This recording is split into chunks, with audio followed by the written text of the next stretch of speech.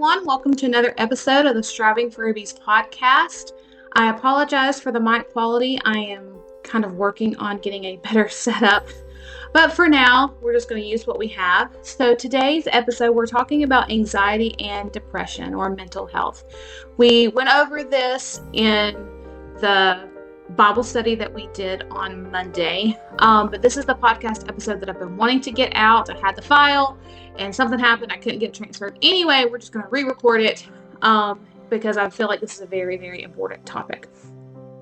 So our scripture that I want you to keep in mind, very familiar scripture, Philippians 4:6-7. Be careful for nothing, but in everything by prayer and supplication with thanksgiving, let your requests be made known unto God, and the peace of God, which passeth all understanding, shall keep your hearts and minds through Christ Jesus.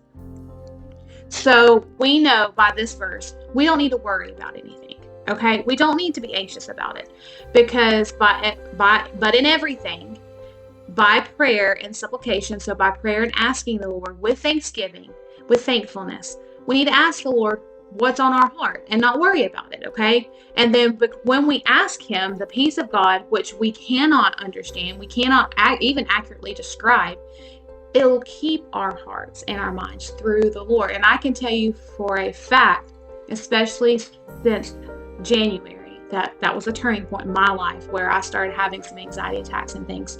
I can tell you that when I give whatever the worry is to the Lord, and I do completely give it to Him, His peace just comes over me, and it's unlike anything else.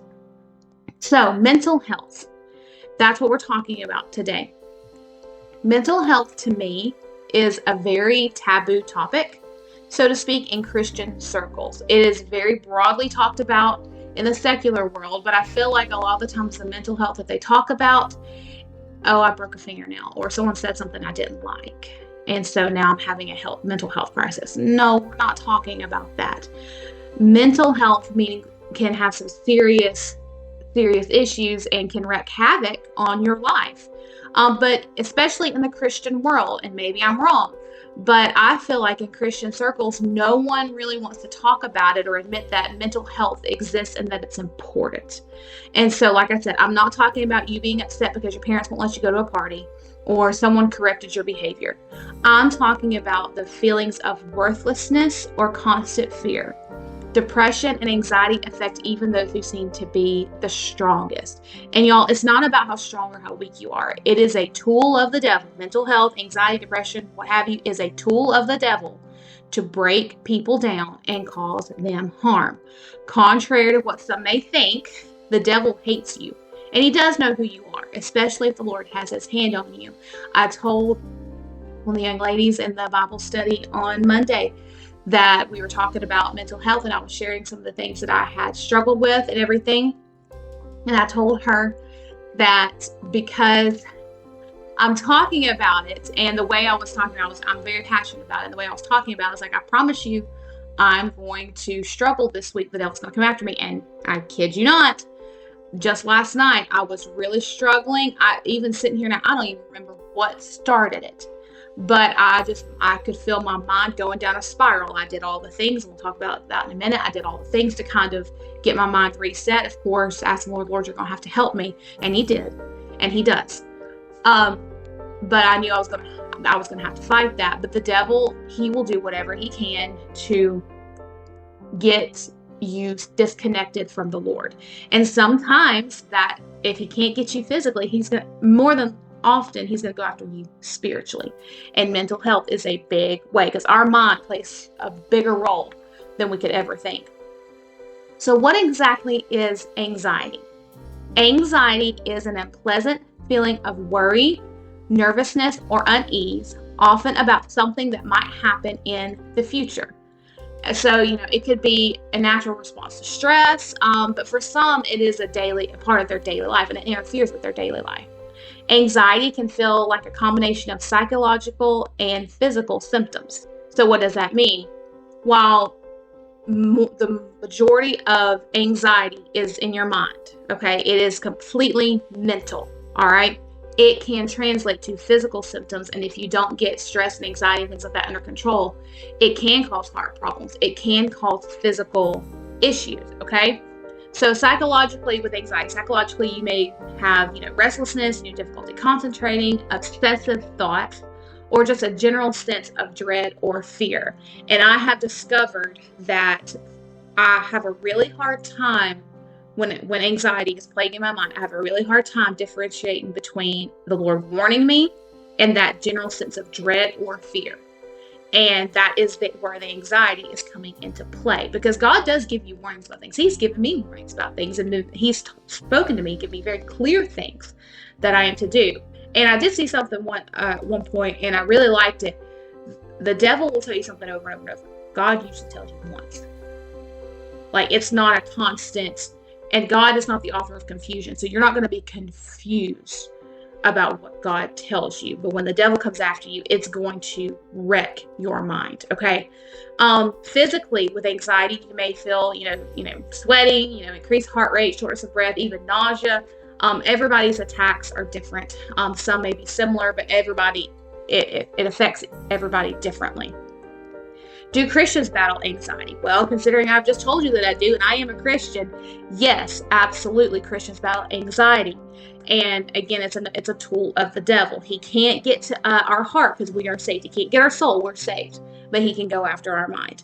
So we must keep in mind that the Lord hasn't given us a spirit of fear, you know the verse, but of power, love, and a sound mind.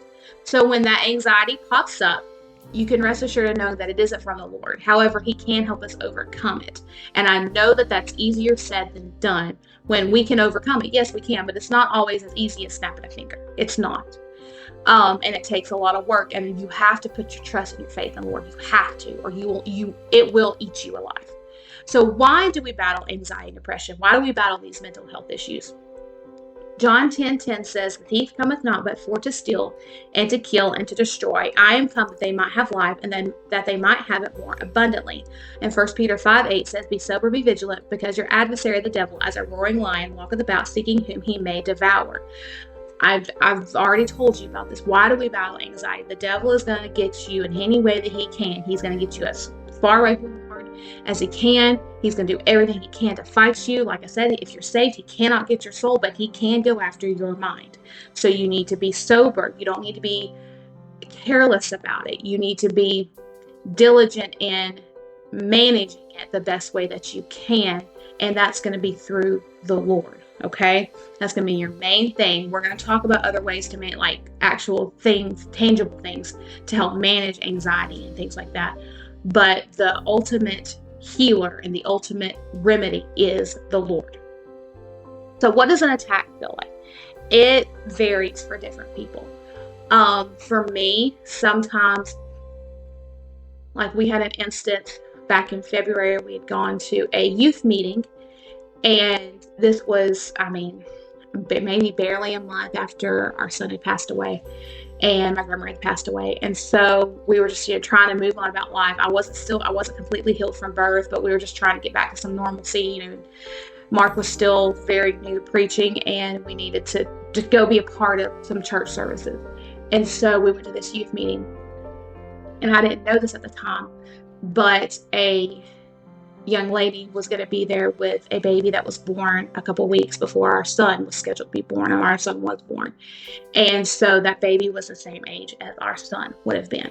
And I wasn't really thinking too much about it. I was aware, but okay, that's their situation, not mine.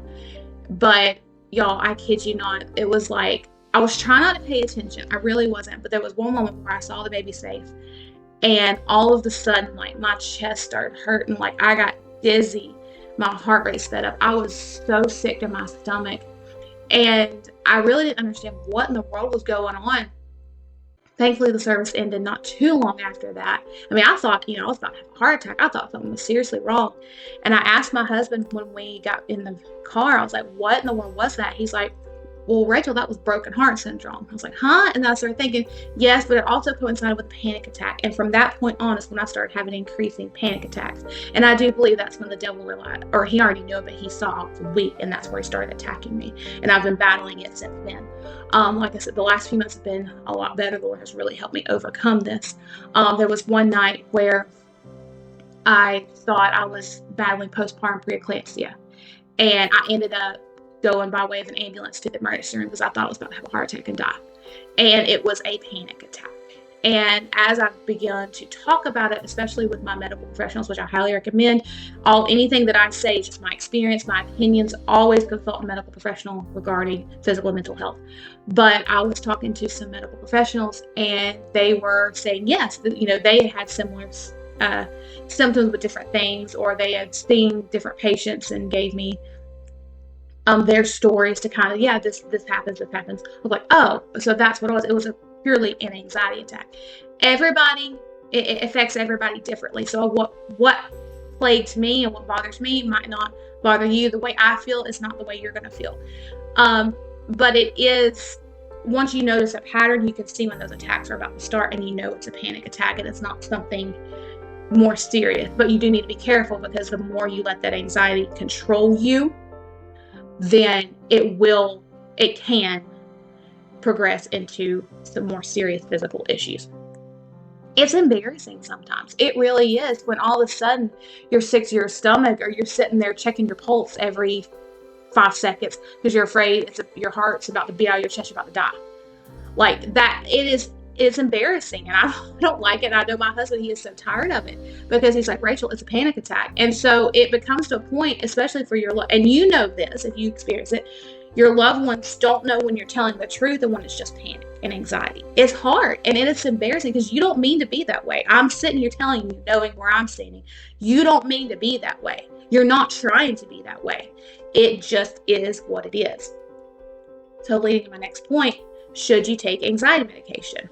Well, let's talk about anxiety medication and what it is, and kind of understand it before we talk about whether we should or we shouldn't. And this is a controversial topic.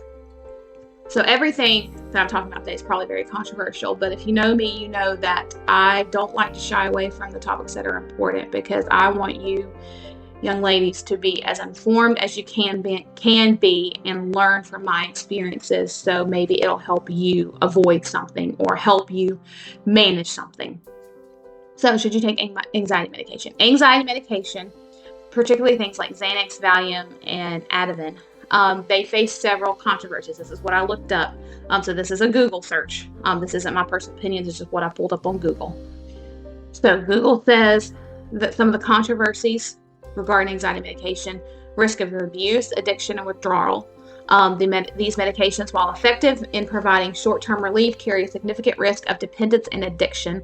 Patients can experience severe withdrawal symptoms upon discontinuation, making it difficult to stop taking them even if they wish to. They can have serious adverse effects. In rare cases, there have been reports of death associated with anxiety medication abuse. Limited research on alternatives and long-term effects. There is a need for more research into alternative treatments and a deeper understanding of the long-term effects of anxiety medications, particularly concerning chronic use. Again, this was pulled from Google. Do your own research about the controversies and side effects and all of that with anxiety medication. Anxiety and depression can occur together. Anxiety and depression are often closely related and can share overlapping symptoms, but they are distinct conditions. Anxiety disorders often involve excessive worry or fear, while depression is characterized by persistent sadness or loss of interest. Many individuals can experience both conditions at the same time, and one can often trigger or worsen the other. That's what anxiety, again, all the stuff that I'm reading right now, I'm reading it because I pulled it off of Google. Some medications used to treat depression are also prescribed for anxiety. Specific SSRIs, I'm not even going to go through all that because I will butcher it. And SNRIs are commonly used to treat both conditions. These medications work by affecting neurotransmitters in the brain, which play a role in mood and anxiety. Okay, so SSRIs are medications that increase levels of serotonin in the brain, a neurotransmitter that helps regulate mood and anxiety, such as Prozac, Zoloft, Lexapro. SNRIs, which are similar to SSRIs, SNRIs also increase the levels of serotonin, but they also affect another neurotransmitter. Examples include Effexor and Pristiq. I'm assuming I'm pronouncing that correctly. So that's just a brief overview of some of what the medications are. So back to the original question. Should Christians take anxiety or depression medication? And I want you to hear me, and I want you to hear me very well. Okay? First and foremost, that is a personal decision between you and the Lord. First and foremost. Then that needs to be a decision that is made between you and your doctor, okay? That is a decision that you and your doctor need to talk about. Others can give you counsel, advice. I am sitting here giving you my opinion, counsel, and advice, but ultimately, whether or not you should take anxiety or depression medications between you, the Lord, and your doctor, okay?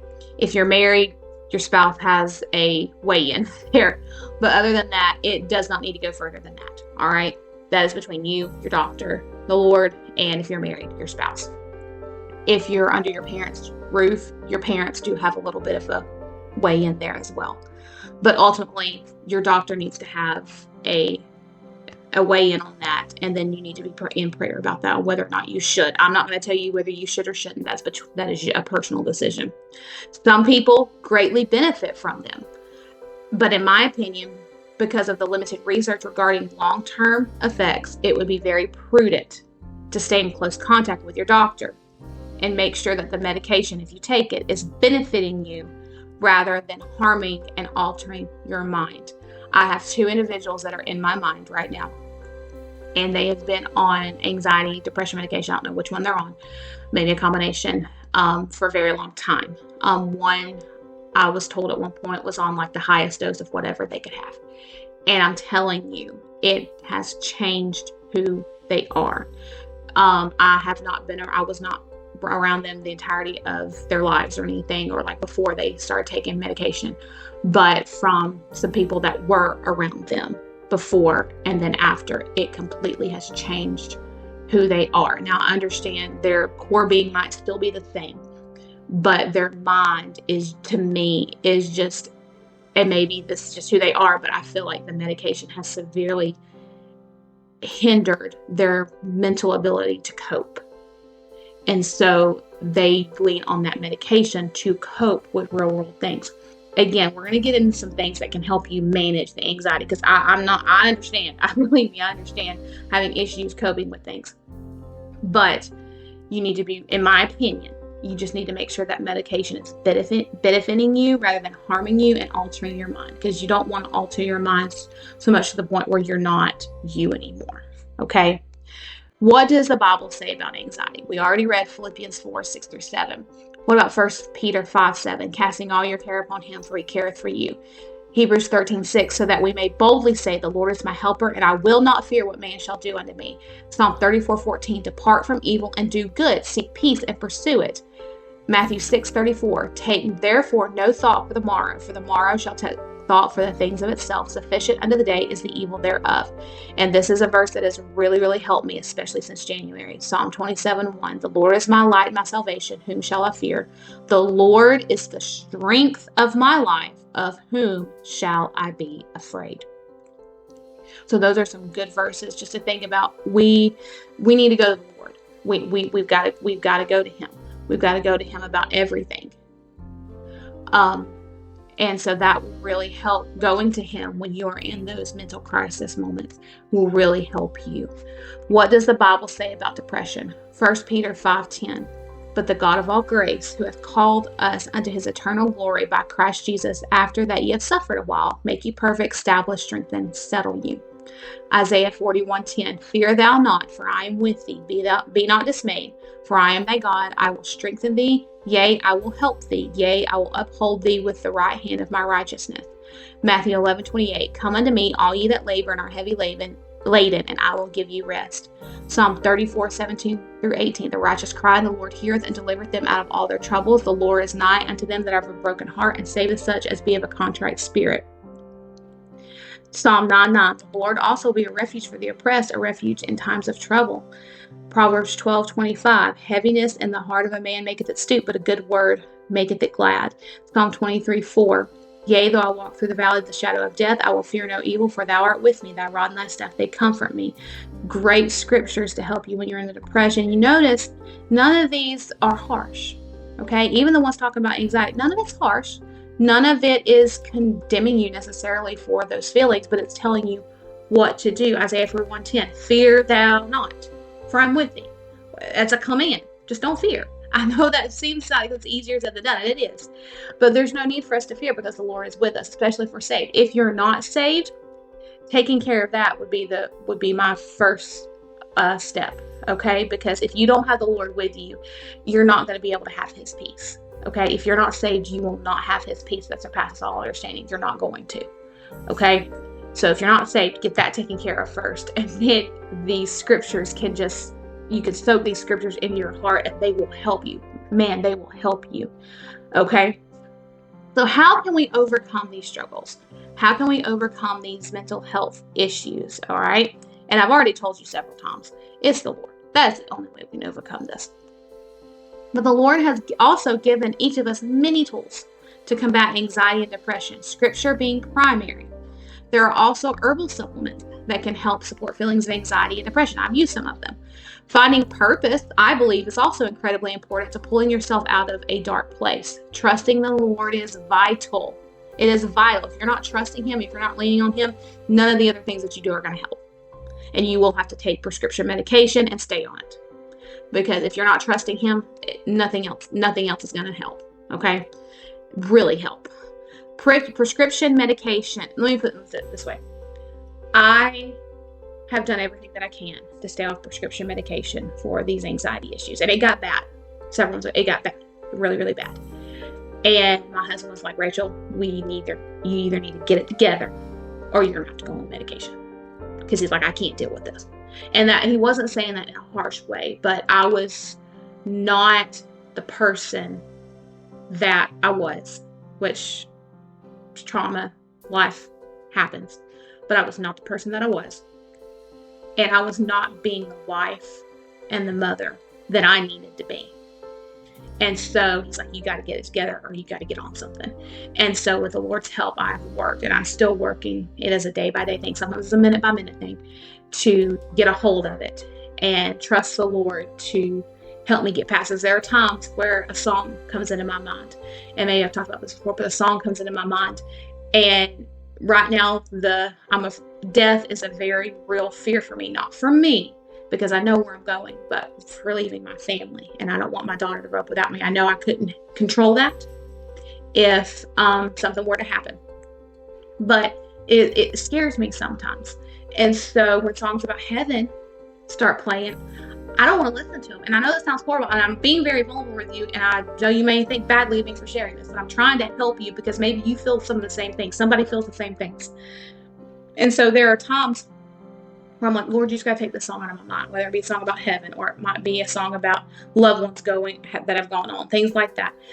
Lord, you got to take this out of my mind. There was a song that the Lord gave me right before we lost Nate, and it was in my head over and over and over and over, and I thought it was a warning for my life. And so I was praying a hedge over me, Raylan, and Nate, and Mark. And God answered my prayers. Nate didn't suffer. And he didn't take me from Raylan. But that song was still played over and over in my head when we got home from the hospital. And I realized that was the Lord warning me what was about to happen. And so I asked Lord, I'm like, Lord, you've got to take this out of my mind. I begged him, please take this out of my mind. I know heaven's my home. And I know this is a good song. But Lord, it is worrying me. It is making me go down in a spiral, and I don't want that. And so to this day, I don't even think I can tell you the name of the song. Maybe I can tell you the name. I'm trying not to think too much about it because I don't want to bring it back because the Lord took it out, but I can't tell you the lyrics. I can't even think of the tune because that I just asked him to take it because it was over and over in my mind, and the Lord took it from me.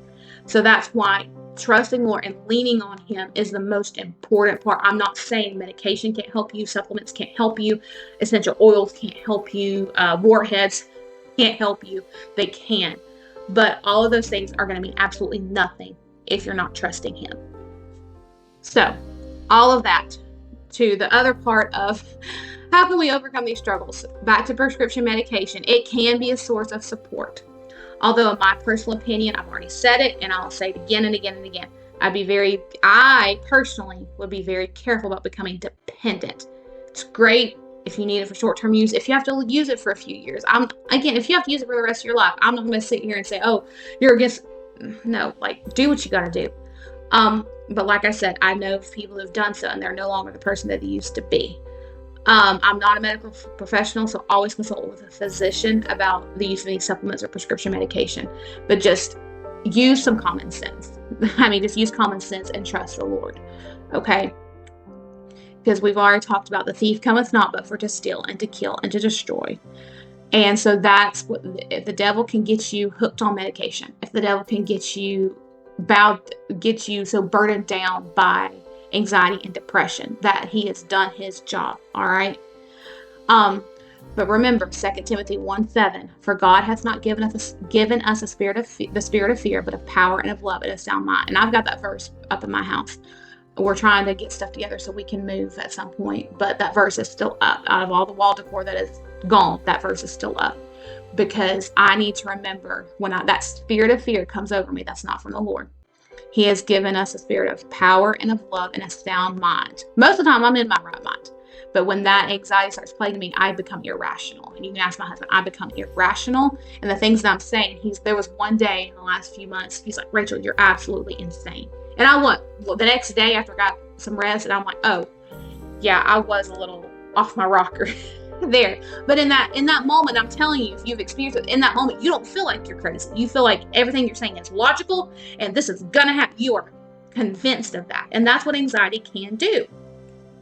So, how can we support those who are struggling with anxiety or depression? If you are not struggling personally with anxiety and depression, but you know somebody that is, somebody that has told you that, or you've seen the signs, what can you do? All right. Prayer is the number one thing. Don't just say, oh, I'm praying for you. Pat, pat. Actually do it. You don't have to tell them that you're doing it. It's nice when you do, but actually do it. Okay. Actually pray for them that the Lord will help them, give them what they stand in need of. Don't just say, oh, honey, I'm praying for you. I know that's hard. No, you don't. If you've never experienced it, no, you don't. You don't know how hard it is if you've never walked through it. Same thing as when someone tells you, oh, I'm so sorry that you've lost your son. I know what that feels like. And I know they've not gone through anything like that. No, you don't. No, you don't. But prayer does help, because even though you might not know what they're going through, the Lord does. I don't know what it's like to lose a spouse, and I'm very thankful that I don't know. I know what it's like to have a spouse that has a chronic health condition. I know what it's like to almost lose my spouse and to watch that, but I don't know what it's like to lose my spouse. So I can't say I know what for the sake of this podcast, I don't know what Erica Kirk is feeling. Okay. I don't know, especially that's a whole separate thing, but she still lost her spouse. I don't know what that feels like. I know other people that have lost their spouse. I don't know what that feels like. And I pray that it's a long time before I ever know what that feels like. And maybe I won't ever have to know what that feels like. We'll just all go up the rapture and it won't be an issue. But I know someone who does know what that feels like, and that's the Lord. Okay. So we can pray for them. That is the number one thing, whether you tell them or not. But if you do tell them, make sure you're actually praying for them. Be there for them in whatever way that they need. If they don't want to talk, okay. There was a point in time where, and I know this podcast is going longer than it normally goes, but I feel like it's necessary. There was a time where there was an individual, I wish this person would have just come around and just sat there and just been there. I understood with circumstances this person could not do that, and the Lord has given me a husband and a daughter, and they have filled that void. But there was one person in particular, I was like, man, I wish this person could just come and just sit with me. We don't have to talk. We don't have to play card games. We don't have to, whatever. We'll grab some pizza, grab some soda, and we'll all just sit here. It would have been all four of us just sit here and just chill. That's it. That's all I wanted. Some people might not want you around. There was a time where I didn't want people around. And so I'm talking about grief as far as grief, but the anxiety and depression, there's times I need to get home. I need to be back in my safe space, or I need to get back in our vehicle, get back in my safe space. There are times my home and my vehicle are my safe spaces, and I can feel myself when I get in those places. And so just be there for those individuals in whatever way that they need. If they don't want you around, okay. Take that. It's not a slight against you. It's just they need what they need at that point in time. And you can rest assured that the Lord's got them. He's got them. He can take care of them so much better than we can. The Lord can take so much better care of my daughter than I can. Okay. He can take so much better care of my husband than I can. And so he can take much better care of me than I can. And so if they don't want you around, it's okay. God's got it. Don't condemn them for what they're feeling. Well, why are you doing that? Why are you taking medication? Why are you doing? I wouldn't do that if I was doing that. Hush. Stop. There's no need. It's okay to not condone it if you don't agree with it, because we're not all going to agree eye to eye. But don't condemn it because you're not walking through it. You're not in their shoes. So be very careful. You don't have to condone it. You don't have to like it. You don't have to support it. But don't condemn them because you're not standing where they're standing. Don't share their struggles with others or gossip. You can say, pray for so-and-so. Or this person's on my heart. I think we need to pray for them. But don't, if they have shared what they're going through, don't spread it. The last thing they need to know is your cousin's mother's aunt found out that they had a bad anxiety attack that ended them in the ER.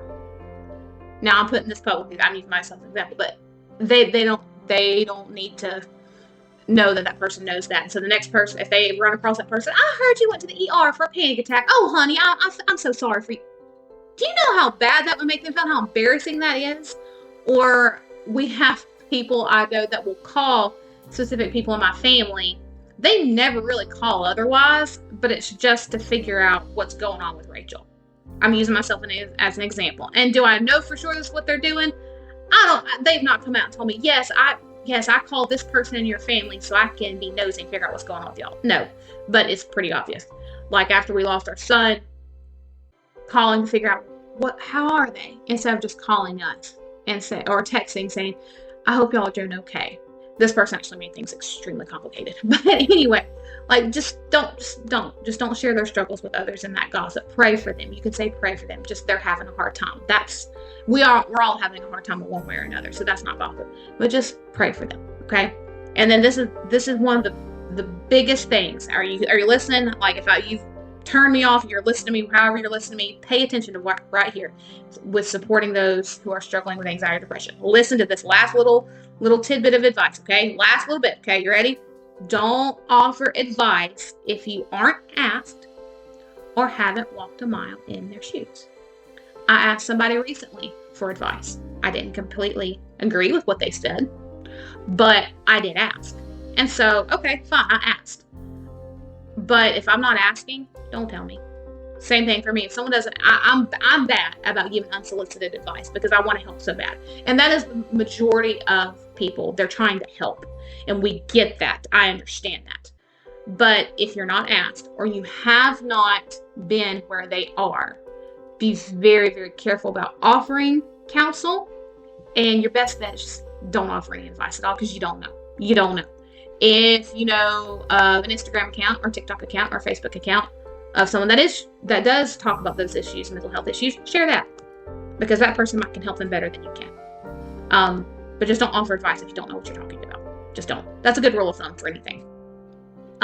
What's the saying? It's better to be thoughtful than open your mouth and remove all doubt. Because if you don't know what you're talking about, you've never experienced anxiety or depression or lived with someone with anxiety or depression, and then you try to offer advice to someone about anxiety or depression, you're going to sound stupid. Sorry, that's just what it is. So Proverbs 7, and this supports everything I've just said. Proverbs 17:17, a friend loveth at all times, and a brother is born for adversity. So a friend is going to love you, okay? And a brother is going to be right there. We're brothers and sisters in Christ, so we're going to be right there with you, okay? Through all of those hard things. Ecclesiastes 4:10, for if they fall, the one will lift up his fellow, but woe to him that is alone when he falleth, for he hath not another to help him up. So when we fall, when we're stumbling, when we're struggling, it's hard when we're alone and we feel like we don't have anybody. Yes, we have the Lord, but he's also given us each other to lean on. And so like I said, it would have been nice for that one person that was just in my mind. And again, I know this person was busy, so I'm not blaming them. It just is what it is. But it would have been so nice just to have them there. Just their presence means more to me than they will ever know. Proverbs 27:17, iron sharpeneth iron, so a man sharpeneth the countenance of his friend. We are here to help one another. God has put us, we're not robots. We're not here just for no purpose. We're not puppets. God has put us here for a purpose, and part of that purpose is to do his will and then also uplift one another in the Lord, okay? So if you know somebody that's struggling, you don't have to go tell them, hey, I know you're having a hard time with anxiety. Send them a Dunkin' gift card.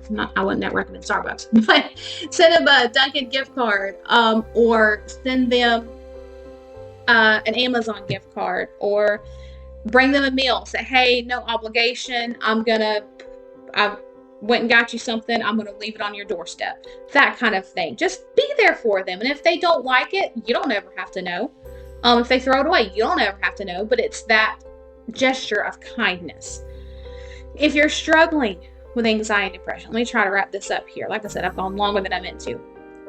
If you're struggling with anxiety or depression, please know you're not alone. And there are people who care about you.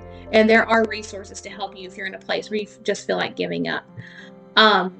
Parents that may be listening, please know that regardless of how okay you think your child might be, and these are parents with children still living at home, regardless of how okay you think your child might be, stay involved in their life, whether they like it or not. And know that your child is not exempt from such hardships. If your child is showing signs of depression or anxiety, or perhaps they've even told you that they're struggling, do something. Prayer, of course, is paramount, but get them the help and support that they need, even if that support isn't you. Okay? Young people that are listening, please listen to me. No, you are not alone. You're not alone. Okay? There are those who have battled what you're battling. And some have even weathered things much, much harder than what you're dealing with. And they've come out on the other side. Okay? So I know what you're going through is hard. And I know you don't like it. And I know you wish you could change it. Sometimes maybe you wish you could just end it. But I promise you, there is somebody out there, probably multiple people, that have gone through things much harder than what you're going through. And that doesn't belittle what you're dealing with. But they've gone through things harder. And they have come out on the other side and better for it. Okay? So life is worth living. It is very much worth living. There's plenty for you to do. God has plenty for you to do and a purpose for you. And you don't have to face your circumstances alone. Even if it feels like you are alone, I promise you are not alone. I guess I'll share the story. When I was 16, I was 16. I was not in the greatest relationship. And I was just unhappy with life. I was just so unhappy. And I was considering running away with this guy. I was like, man, that'd be fun. And that'd be, that'd get some attention, that kind of thing. Well, the main thing that kept me from doing that was knowing that there was a group of young people at my church. And if I did that thing, I would have to come back and face them, and I would have lost every bit of trust and confidence that they had in me. And at that point, I was in a position where these kids, I call them kids, we were all just for a few years of each other. They were my family, okay? I still consider them dear to me, even though life has taken us to different circumstances. And so I knew if I did that thing, there was a consequence, okay? But I was so unhappy, I was almost on the edge of just, who cares? I know that's a very small example compared to what some of you are battling right now in your mind. But there is somebody that will be affected by what you do, good and bad. So remember that. You are worth it. You have a purpose, and you are needed, and you are loved. Family and friends, if you know someone who is struggling with anxiety or depression and that individual is trying to get better, please be careful with how you condemn them. I know you love them and you care in your own way, but unless you have been in their place, in their shoes, you don't know what they're going through. Like I've already said, you might not condone their use of medication, supplements, therapy, whatever they're doing, but it's not your place to condemn them for how they're managing or not managing. We all tend to judge others, and I know that's a weird word, not a weird word. I hate the word taboo, but that's like a taboo word too. We all tend to judge others for how they navigate certain situations, and there's such thing as righteous judgment in the Bible. That's not what we're dealing with right now. Go research it. We can judge, but it's a righteous judgment. Anyway, we all tend to judge others for how they navigate certain situations without never fully understanding what they're going through, because we haven't walked through it. And so perhaps that's a blessing for us, but it doesn't take away the pain of another. For example, after we lost our son, and again, I go back to this because this is where my life changed. Eventually, Lord, I have other stories, but this is just where my life changed, and this is what pertains to anxiety and things. But a little after we lost our son, an individual was texting me, and I won't say the word obnoxious. I'll just leave that word out in the space there. But it was getting a little much because this person wasn't just being very clear and concise. This person was digging, okay? And I didn't appreciate it. And maybe I could have been a little more caring, but this person was digging. And this was within less than 6 weeks, less than 4 weeks after all this had happened. And so this person told me, well, even a miscarriage is just so disheartening. Yes, a miscarriage is sad. That is still a life. And I'm not going to say what I went through. The heartache is worse than someone losing a baby at 6 weeks, 12 weeks. It's still a baby, okay? But to the mother that went in for an induction, found out her child was dead. And nothing I could do about it. And still had to deliver that baby. Didn't get to hold that baby, my choice. Didn't get to hold that baby. And will not get to see that baby until I get to heaven. But that baby was as good as here. Like, he had a personality. He had a personality in my womb. He had a personality. We would mess with each other and call me crazy, but we did. He did. He had a personality. So telling me that basically what it felt like, maybe this isn't how the person intended it, but this is what I'm telling you, how to be careful with how you talk to people that are struggling. Comparing a miscarriage, and I come to find out this miscarriage was very early on for this person, okay? A miscarriage versus stillbirth of the baby that was, if something happened, if my water had broken a week earlier, he might have been here. I might not have, but again, he would have been here. Just was not the right thing to say. Okay, again, you understand what I'm saying. A baby's still a baby's a baby's baby. I get that. But they're two entirely different circumstances. Similar, but different. And so that perhaps not going through what others have gone through is a blessing for us. Because I've not lost a child. And so I don't know what that feels like. I'm thankful I don't know what that feels like. But not going through that doesn't take away the pain of the one that's going through it and the one that's been through it. Okay? So just be very, very careful with how you judge, what you say, and just be very sensitive. That's a good word. Be very sensitive to the circumstance. You don't have to walk on eggshells, but be very sensitive to who you're talking to and what you're talking about. So again, if you're struggling, get help. Get help. The Bible and prayer is a great place to start. Talk to a trusted individual is another great place to get help. If you don't have anyone to talk to, please don't hesitate to reach out to Striving for Rubies on social media or send me an email at strivingforrubies@gmail.com. I might not be able to do much for you, and I promise you I probably can't do anything for you, but I can listen, okay? And I can do my best to help you find the resources that can help support you during this rough time in your life. So just know you're not alone.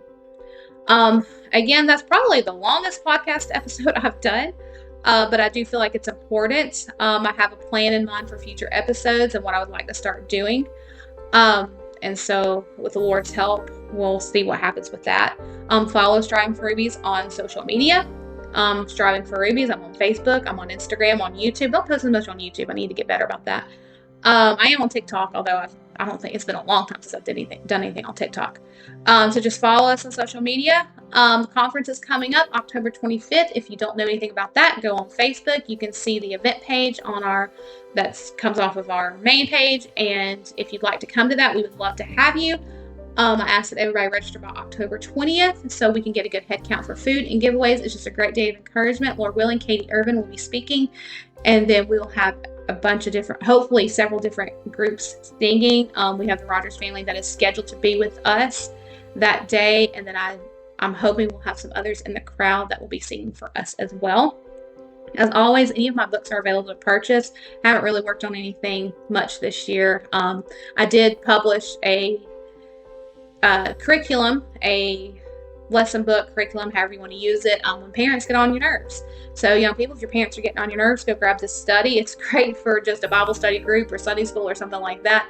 And it'll just help you understand them better maybe. And then maybe y'all can do it together and they can understand you a little bit better as well. But hopefully the point in this curriculum is to help bridge that gap between you and your parents. So as always, you can order books on Amazon, or you can order through me at a discounted rate if there's anything that you're interested in. Just let me know. I might even have some in my personal stock. So I appreciate you listening. If you've listened so far, I thank you for bearing with me. Again, I haven't checked the audio quality on this yet, so we'll see how that turned out. But Lord willing, I'll get that fixed within a few episodes, Lord willing. So again, thank you so much for listening, and I hope you guys have a great rest of your day, weekend, whenever I get this posted. Just have a great rest of your day. Talk to y'all later.